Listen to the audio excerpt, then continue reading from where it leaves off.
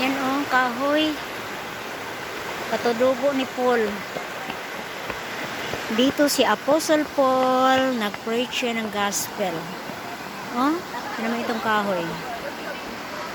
Dito siya nagbautismo ng mga tao nung kapanahunan niya. Kaya very memorable. Iba yung feelings mo dito kasi na-feel mo yung Holy Spirit. Dito nagbaptize si Apostle Paul.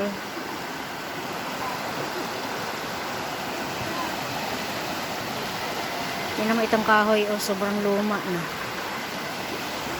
Okay guys. Ciao ciao.